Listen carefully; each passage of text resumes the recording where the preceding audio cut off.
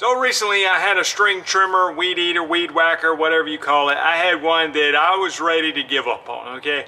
And I'm just going to say I'm not a maintenance kind of guy. I'm not good at fixing things.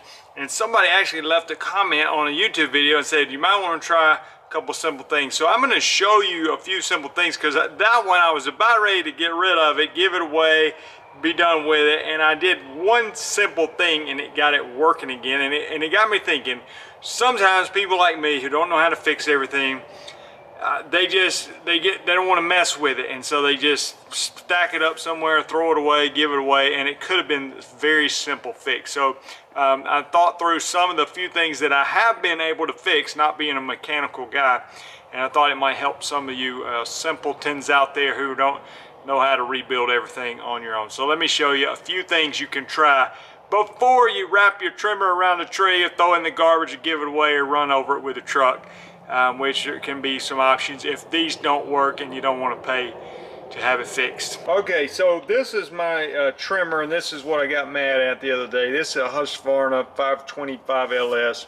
It's a pretty good trimmer, commercial grade trimmer, and it would crank almost every single time. Sometimes it'd take a little while to get idled up, but it had virtually no power, and it would bog down and die every time I was trying to use it. So I was getting frustrated with it. I fortunately had a backup trimmer. To be honest with you, it's not the first time I had problems with it, which these things are gonna have problems. So what I ended up doing was, I thought, you know what, Jason, do something simple. Again, I was helped by somebody on YouTube left a comment to try something else that didn't work. But it got me thinking, well, I should at least try a couple small things. So, you know, this little thing here pops off, and where your spark plug cap goes, and you have these little wrenches like this. You might get a deep well socket or something to get the spark plug out. But anyway, it was very simple. Just get right here and take my spark plug out. And I thought, I'm at least going to try it. I mean, it's like a $2 part, and so that's what I did. I take the spark plug out and took it down to the auto parts store. And sometimes, you know, if you're like me and you don't do proper maintenance, you can barely even read the letters on the spark plug, and it's so black and nasty right here.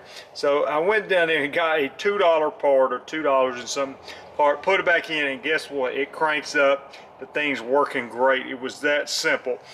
And I thought about that again. I remember I use Red Max blowers. I think they're great, and I had one and it just wasn't running right. And I remember changing the spark plug.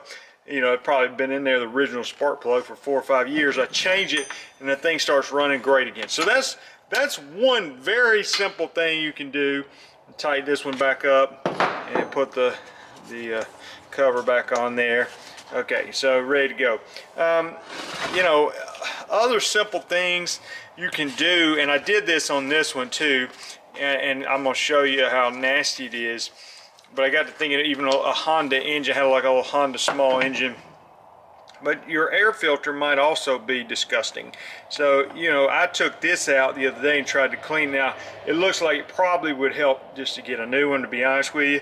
But I wasn't sure if the thing was worth spending any money on at all. So I took that out, cleaned it, took that out, cleaned it again. It still looks pretty terrible. So I don't think that was the main problem. I think the main problem was the spark plug. But I do remember one time, I'll show you this here in just a second. Anyway, that's pretty simple there. You take this little cap off and get to the air filter on this. So that's something else you might look and just see, does that look completely disgusting? You might need to change that. All right, I've got this. This is a Honda engine that runs. I'm in the weed control and fertilization bit, so I got a big spray rig here. And one time it was not running right, and these Honda engines are basically great, you know. So I mean, it's spark plug on it too. But I took this off and got in here where the air filter was on it, and it looked completely horrible. And I went by a lawnmower shop. You see now, hey, it's looking pretty good. I think I changed it out, but I think it was last year I changed that out, and it made a world of difference. So just, you know, it'd be great to check these things from time to time, but if you're like me and you don't check them, then that may be another thing you can check to see if that's causing the problem. It's at least, to me, worth changing that out to see if that fixes it before you take it to a dealer to get worked on, or a mechanic. Over to a lawnmower, you might could even do something simple as change the fuel filter. So again, for those of you like that are not mechanical, don't know how to fix a lot of things, I'm trying to show you some of the easy basic things that I can do. So I can shut off that valve right there to shut the fuel off, and then squeeze these clamps on either end of the hose here and replace this fuel filter. Now, these aren't going to fix all your problems. One other thing on this particular mower, sometimes there's an electrical problem and you might check your fuses. So for instance, on this particular mower, I've had an issue where a wire is grounding out and this fuse keeps blowing. So I can take this out. And again, basic things that you might look at before you take it to a mechanic. So I keep pulling that 15 amp fuse there and replacing it because something's causing it to blow. Now I want to figure out what's causing it, but again, those are simple things that you can do on your own most likely.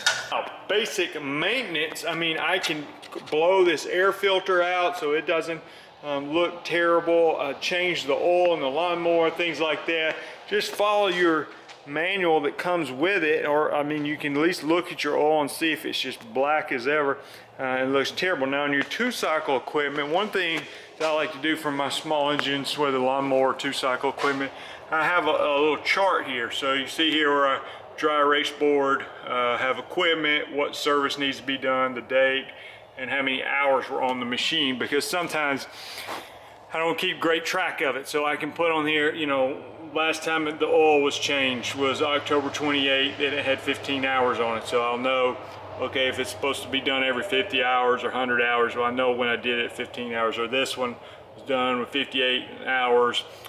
Greased it with 80 hours. So if I'm gonna grease it every 25 hours, then I need to grease it when it gets to 105 hours. So, and I can keep track of this on a dry erase board. So that's one tip. Another thing you might consider doing is on your two-cycle equipment. I use this stuff. I'll put a link in the description, some of this stuff, but this is Opti 2 oil, and you'll see it has a fuel stabilizer in it.